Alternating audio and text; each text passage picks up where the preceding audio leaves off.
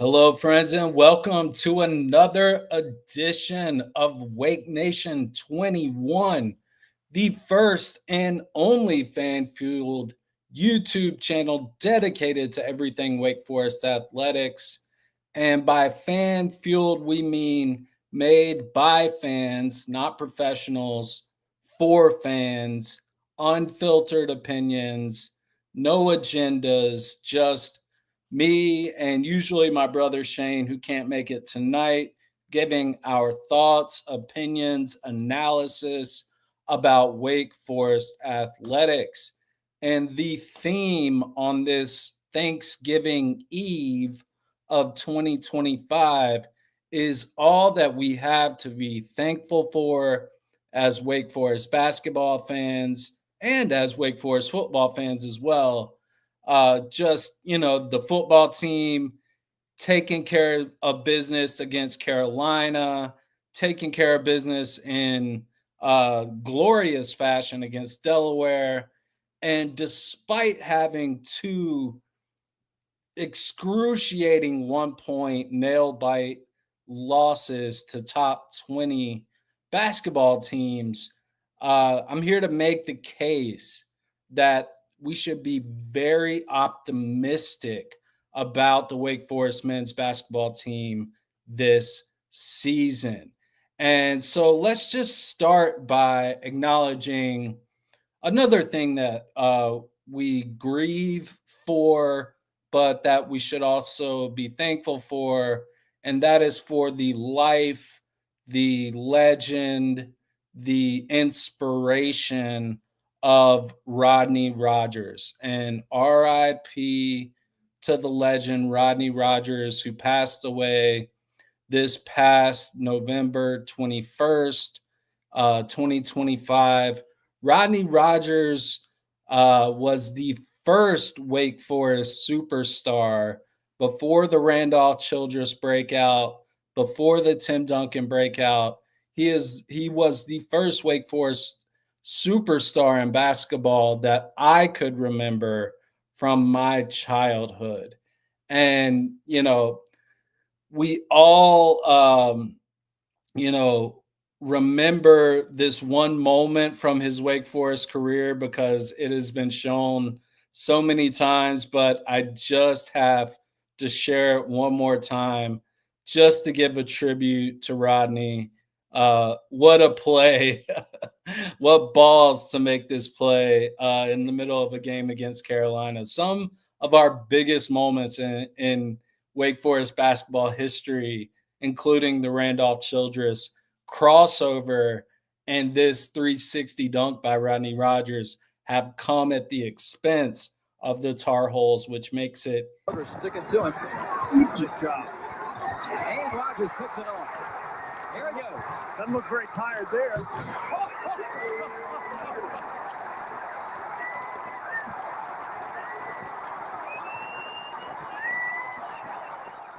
And a timeout on the floor here in Winston-Salem. Take a look and enjoy the talents of Rodney Rogers, and we'll be back after a word from our good friends at Mud Rock. And so we've had some great dunkers over the years at Wake Forest. LD Williams comes to mind, Trent Strickland, Jeff Teague, even Alondis Williams. But Rodney with that dunk, I think we have to say that was the most famous dunk in Wake Forest history. And Rodney was tragically paralyzed in a dirt bike accident in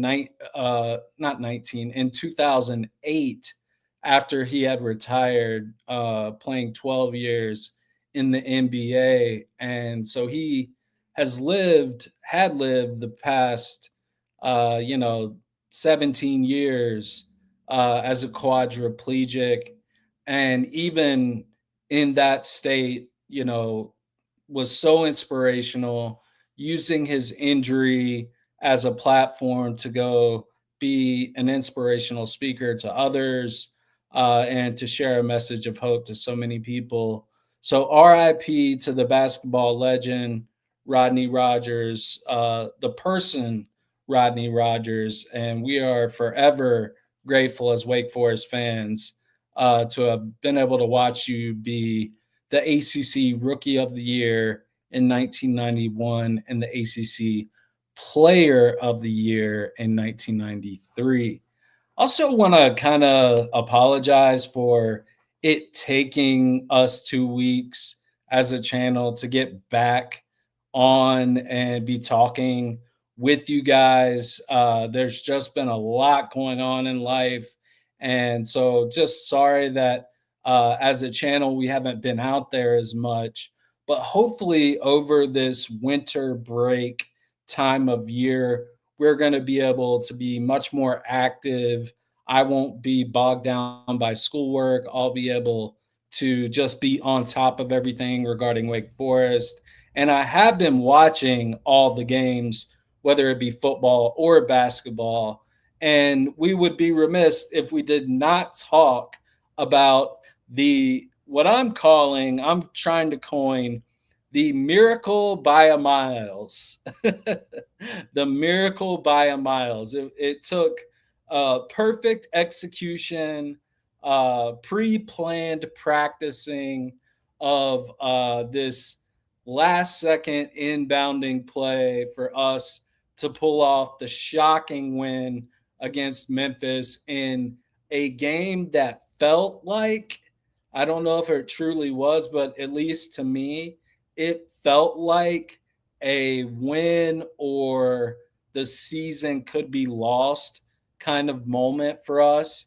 And so, just to recap for those of you who weren't able to watch, so Wake lost by 1 point to Texas Tech in the first round of the Baja Mar Hoops Classic championship. And so this was the consolation game. And to Memphis' credit, they came out and they were on fire from three in the first half. They had a lot of length, and we did not bring our A game. The Deacons did not bring our A game.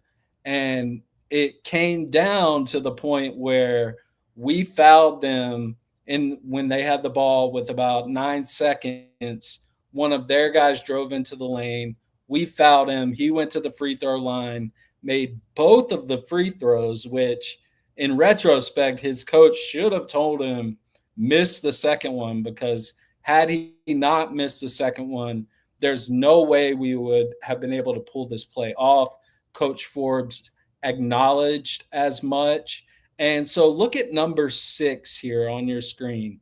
He's the closest one on your screen. Look at where he is now. And then now as this plays forward, let's watch how this ends up. Coach subs in true freshman Isaac Carr to be the inbounder because that's how they had practiced it. If, Memphis had done the correct scouting, and maybe they did, they would have seen that we ran this exact play the night before to go from a 4-point loss to a 1-point loss to Texas Tech.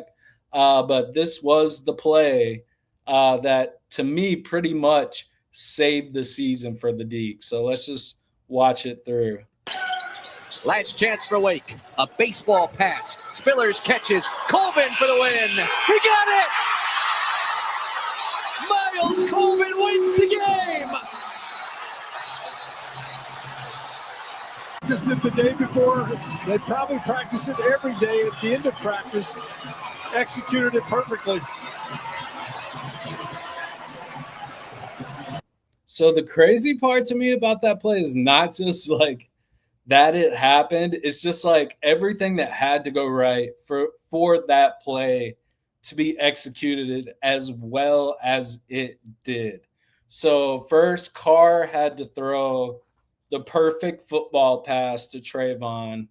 Trayvon had to be able to catch the ball in the air and simultaneously, before he even hit the ground, get the ball to Miles as Miles was coming in from, you saw where he started at, coming in from the other side. And then Miles, you can kind of see as he's lining up the three to win the game that his 2 feet are very close together and that they are very close to the 3-point line. So I think Miles was, as he was shooting that final shot, he was also like halfway kind of glancing down to make sure his feet were behind the line for it to be a game winner instead of a game tire. But just what a incredible play. The heart to not give up on that, and just the resilience that we showed after suffering 2 really tough defeats against some of the best teams in the country. We could not afford to lose this Memphis game. And by a miracle, by a guy named Miles, and a guy named Isaac, and a guy named Trayvon, we were able to pull it out in the end and get the win. And we followed it up last night with a drubbing of Campbell. And it just felt good even last night to see us come out, dominate a game from start to finish, get that 30, 40-point lead, and never let them get close to being back into it. Because you guys remember in seasons past, when we faced these far inferior opponents, it was coming down to the last minute, or we would win by less than 10. That kind of sort of started to show at the very beginning of this season, but still we were winning games by double digits. But the win last night against Campbell, was great. It was a 30 point win. And those are the types of wins that we need to be putting on our resume for March. It's for the Wake Forest Demon Deacons, and because of the way the national media treats the ACC, it's never too early for us to be thinking about March. I know the team can't think about it like that. I know Coach Ford's probably does, but the players have to just go one game at a time. But for us as fans, it's like, all right, everything that happens, like this point differential, that point differential, it all counts, because at the end, they're not going to give us the benefit of the doubt. They've never done it before under Forbes. So why would we think they would do it again? So let's just take a quick look at just kind of the stats of the team so far. So we're 5-2 overall. Our 2 losses are by a combined 2 points to the undefeated Michigan team, who is still undefeated right now, and the now 20th ranked Texas Tech team, who, after beating us by 1 point, got destroyed by Purdue. I had my doubts about Purdue. I was like, I don't know how good they are really, but after watching what they did to Texas Tech, I was like, Purdue is legit. But let's just look at kind of like, this is the rotation of guys. We're deeper than we've been in years past. And I think you can see that reflect itself a little bit in the minutes per game. So Juke is playing the most minutes per game for us, but that's only at 29.6 minutes per game. I remember last year, we have Hildreth and Salas going 35, 38, 40 minutes a game. And it just seems like this year that's not going to be the case, because there is not a huge drop off between Makai Mason versus Miles Colvin. Even actually, Miles Colvin, I would argue, has been the superior player, even though he's kind of the sixth man coming off the bench. But you can see Trayvon Spillers, part of this is foul trouble, but he's, our senior, our leader. He's only playing 24 minutes a game. Colvin and Mason basically playing the same amount of minutes per game. Cal Meese only at 25 minutes per game. Sebastian Akins, I don't know what your expectations were for him coming into the season, but mine were relatively low. I think he has looked really good out there. He's made one or two boneheaded mistakes, but otherwise, the dude kind of gets where he wants to get on the court, and he has a nice little mid-range pull-up jumper. He was there in the game during crunch time against Memphis because of the broken nose situation with Cal Meese, but like I was totally comfortable. It wasn't a situation where it's like, oh, we're screwed because we have our backup point guard in, right? If we could pick out any disappointment so far, I think most people would point to Omaha Bilou, only 17 minutes per game as a starter, only 5 points, 2 rebounds, shooting only 35% from the floor.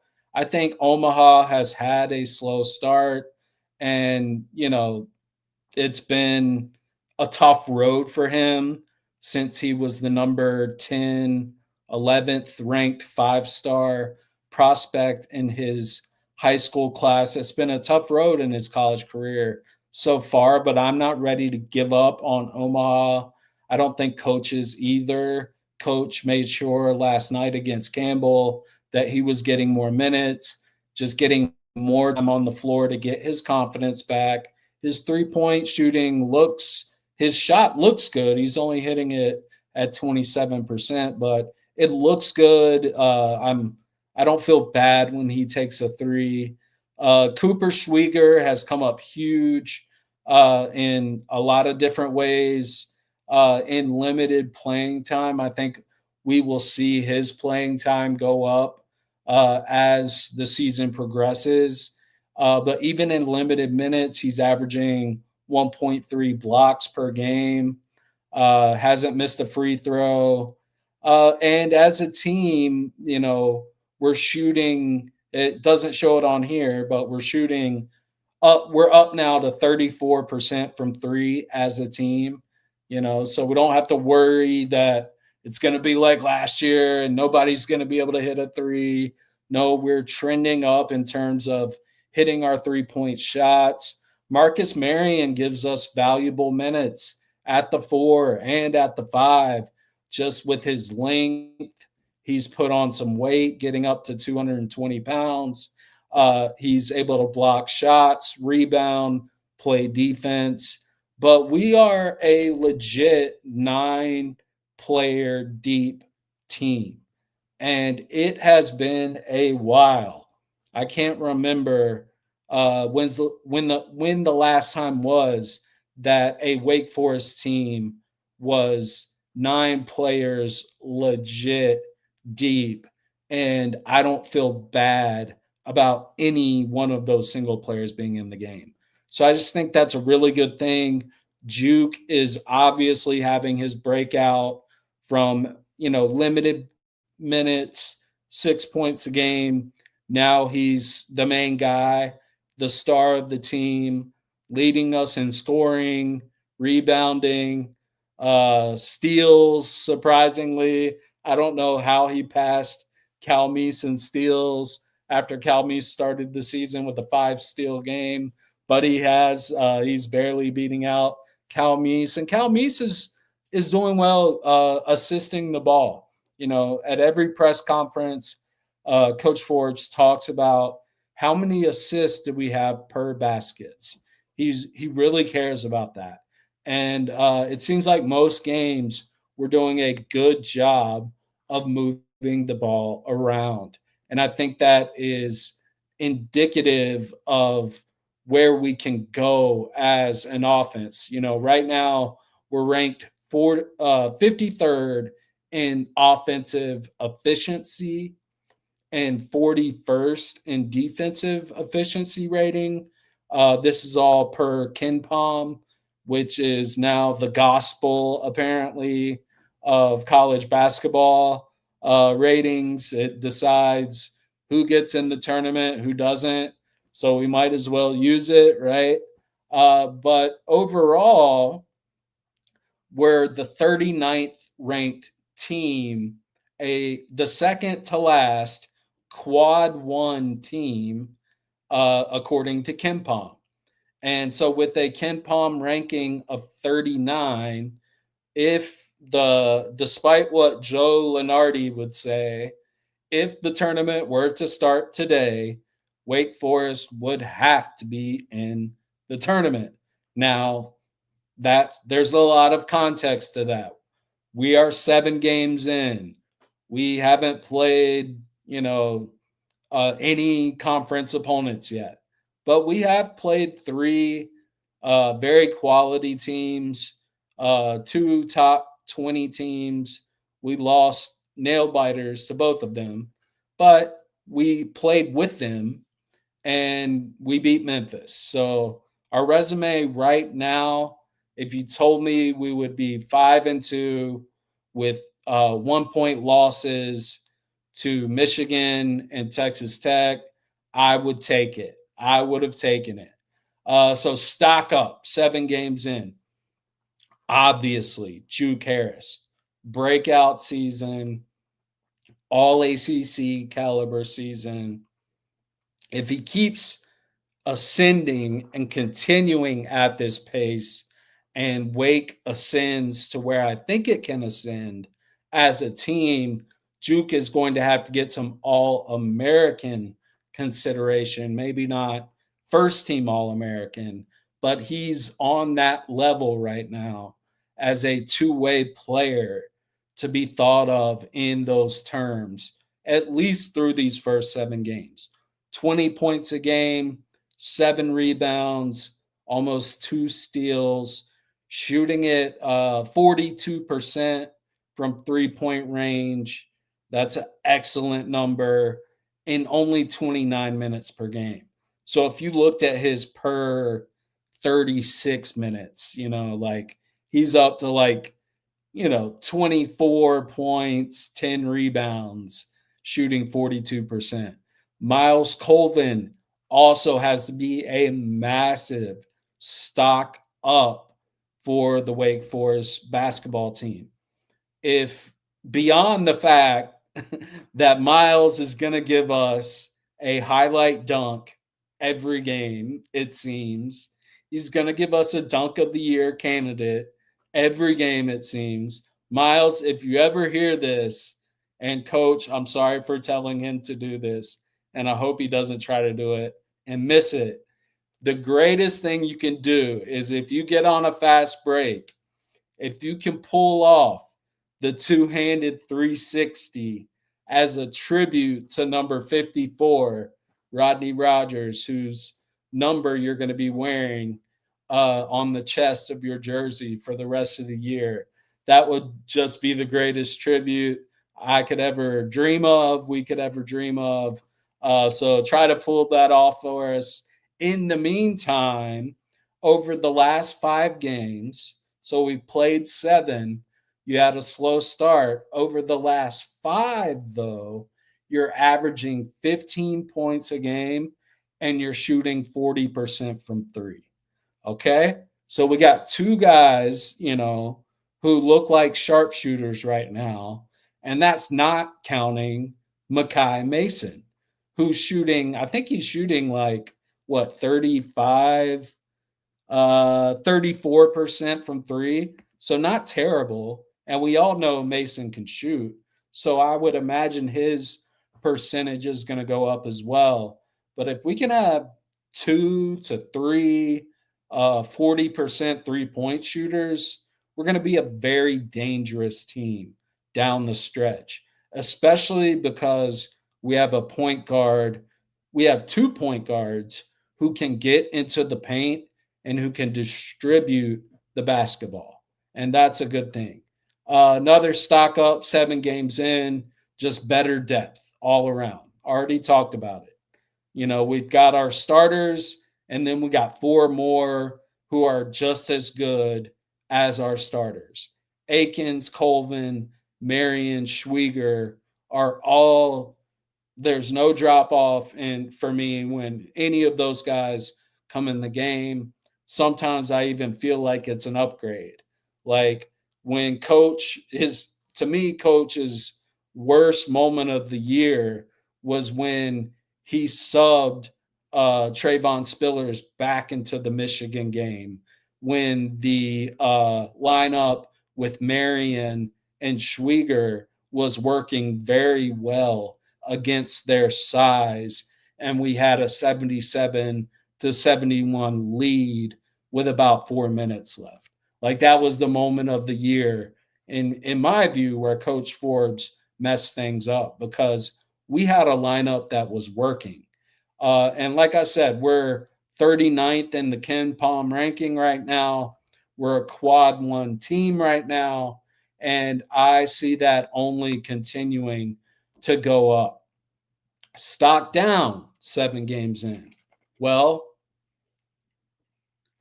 one of these things is just totally out of our control, and that's our luck percentage. Apparently, even Kim Palm does, like, who they have a measurement of luck.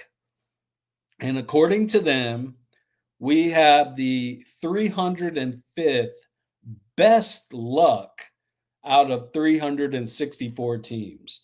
So we are in we're at the low end of having luck. We up to this point have had some of the worst luck of any team in college basketball. And so I say that's a stock down, but it might bear well on us for the future. Time will tell, because maybe that bad luck won't hold up. But we certainly have to say stock down in giving up leads down the stretch to Michigan and Texas Tech. A win against either of those, and we might be ranked right now, despite the disrespect that ACC teams get on a yearly basis. But if you just look at kind of the numbers, I went back to the game cast, and, when Coach subbed Spillers back in and took out Schwieger, we had an 84.1% chance of winning that game against Michigan after Marion grabbed a defensive rebound with Wake up 77-71 with 4 minutes and 11 seconds remaining in the game. Can't lose that game, guys. Can't lose that game. And I know we were down big at half, and I know we fought our asses off to come back and get that lead. But once you come back and get that lead and you're on a roll like that, you just can't give it back up. And that's why the Memphis shot was so important, because the very next time we had a chance to kind of redeem ourselves, we had a 64% chance to win when Calmise assisted Miles Colvin on a 3-point basket to put Wake up 76-73 with only 2 minutes and 26 seconds remaining. We were up in the second half versus Texas Tech. It was kind of a little similar to Michigan. We were down early. We fought back to get it close at halftime. And then for the majority of the second half, we were leading the game by between 4 to 7 points for the entire second half. And then they started coming back, but we hit that 3 to go up by 3 with 2 minutes and 26 seconds left. And then we just came back down and immediately surrendered a 3 to them.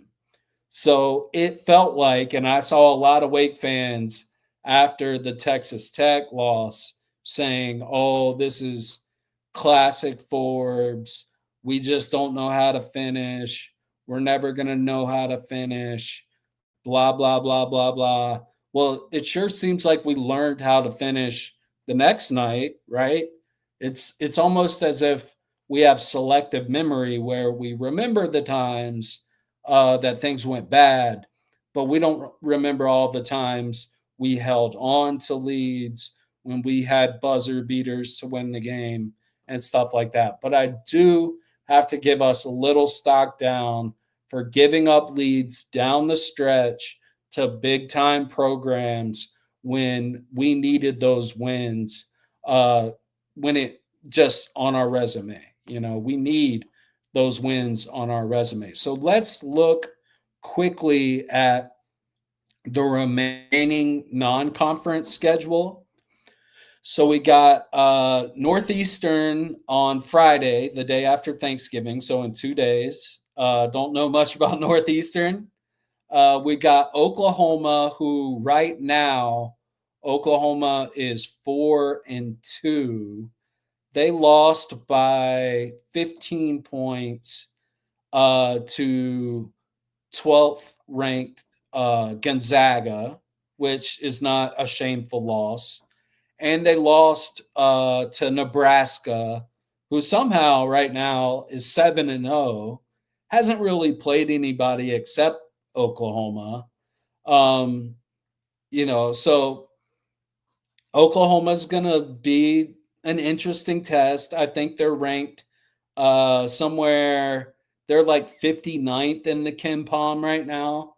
But so that would be a quad 2 win. We need to get that quad 2 win. Then we have West Virginia, another chance against a Big 12 opponent, a team we need to beat, right? I think they're either a quad 2, quad 3. I think they're quad 2. That would be another great win for us, especially because we're going to be at West Virginia. Then we play Queens, then Longwood, and then we play the now 24th ranked Vanderbilt Commodores, which to me, like, this is SEC gaslighting to have Vanderbilt ranked 24th right now. Yes, they are undefeated right now, but they have not played anyone.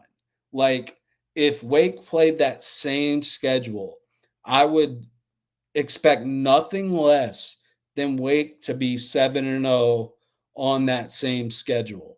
But if Wake had played that week of schedule up to this point, they would not be given the benefit of the doubt because they're an ACC team. Now, Vanderbilt is up to, I think they're ranked 18th in the KenPom, but they were preseason picked 11th in the SEC. Their biggest win in their season so far is against UCF, Central Florida. But we're going to find out a little bit more about Vanderbilt by the time we play them. They're going to play, SMU, who is a 7-0 ACC team, who for some reason isn't ranked. They're going to play an undefeated SMU team on December 3rd. And they're going to play, let's see, SMU's biggest win was an 87-85 escape from Butler. But SMU plays Mississippi State on Friday, and they play Vanderbilt, again, on December 3rd. So a lot of this is going to shake out, I guess, is what I'm saying, and tell us more about Oklahoma based on who Oklahoma plays, coming down the stretch, and who Vanderbilt, who West Virginia ends up playing and maybe beating down the stretch. But in my mind, we can only afford to lose one of these games, and it would be optimal to win. I think we have the talent, and if we play the way we know we can play, we should be able to beat all of these teams, Vanderbilt included. Vanderbilt does not scare me in the least. So why are we always the Rodney Dangerfields? Like, this happened in football, now it's happening in basketball. It's like, where was Wake Forest uh, picked to finish in the preseason ACC football rankings? Last or next to last, right? And so, where were we picked to finish in basketball? Well, the ACC media poll picked us to finish 11th. CBS picked us to finish 8th. Sports Illustrated 10th. Hoops HQ picked us 13th. And, again, there's this theme where Joe Lunardi, who for some reason seems to have a lot of sway on who gets in the March Madness tournament at the end of the season, he has ACC ranked as the 5th best college basketball conference this season, as has been true in the past. But I don't think that's true this year. I really don't. The ACC currently has 8 teams in the Ken Palm top 50. 8 teams in the top 50. And out of those 8 teams, Wake Forest is like the 5th or the 6th. And where has Wake Forest traditionally finished under Coach Forbes in the ACC standings? Somewhere between 4 and 6.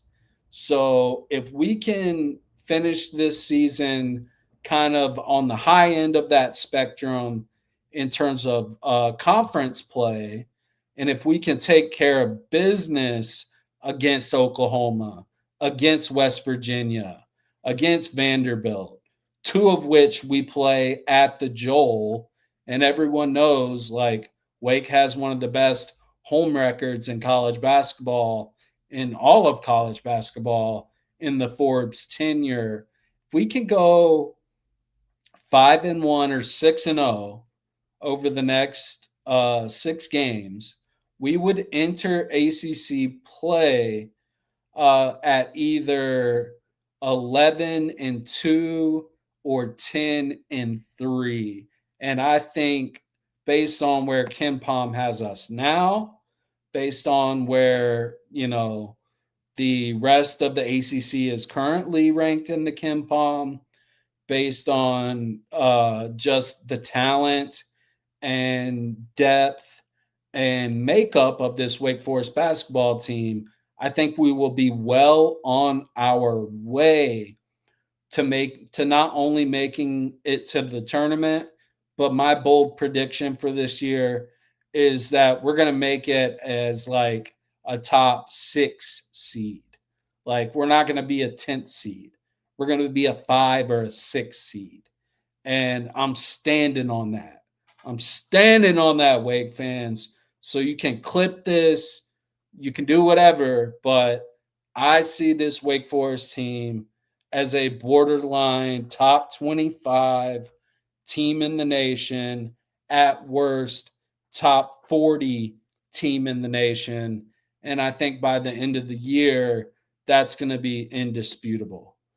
And just finally, before we go, I just want to give Coach Dickert of the football team a shout out.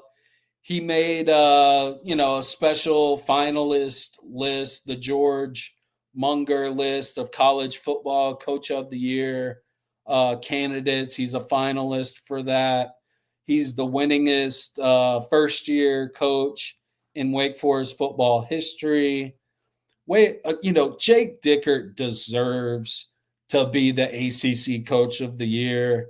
Is there really any doubt that a man who inherited a program that seemed to be on the downfall, was coming off back-to-back 4-8 seasons, and took them to an 8-3 record and what I believe is going to be a 9-3 record after we handle and wipe out the Dukies this Saturday. Like, even if we lose to Duke, Jake Dickert deserves to be the ACC Coach of the Year. Anything else would be a travesty. My phone is ringing right in the middle of the stream. Let me just turn that off. The only other contender would be Tony Elliott at Virginia. And yes, Virginia was picked to finish like near the bottom as well. But like, he's had 4 years to build his program. Like, they were what, 5-6 last year? Like, he's had 4 years. Coach Dickert came in year one and we beat Virginia. I know we knocked out your quarterback, but we beat you. Jake Dickert, ACC Coach of the Year. It's got to happen. If it doesn't happen, we need to be like organizing a protest wherever like the headquarters of the ACC is, like Charlotte, I think. Coach Dickert, Coach of the Year, baby. He's got to get it. All right, so please continue to help us grow this channel by subscribing, commenting, sharing this content with fellow Wake fans. I'm going to be striving. My brother's going to be striving to be more consistent with the content during the winter break. I'm not going to have any classes going on, so things will slow down a bit for me. I'll be able to really get into the nitty gritty with, the bowl game we end up going to, the final game against Duke, and these big time basketball matchups that we have in December. And again, you're always welcome to come on the stream with us and join us and talk about the things you want to talk about as fans. All you got to do is hop in the comment section, say, hey, I want to come on. I'll put a link in the chat. You'll be on the show talking to us. So Wake fans, we appreciate you watching. As always, we have a lot to be thankful for this year. And RIP Rodney Rogers, the legend, and forever go Deeks.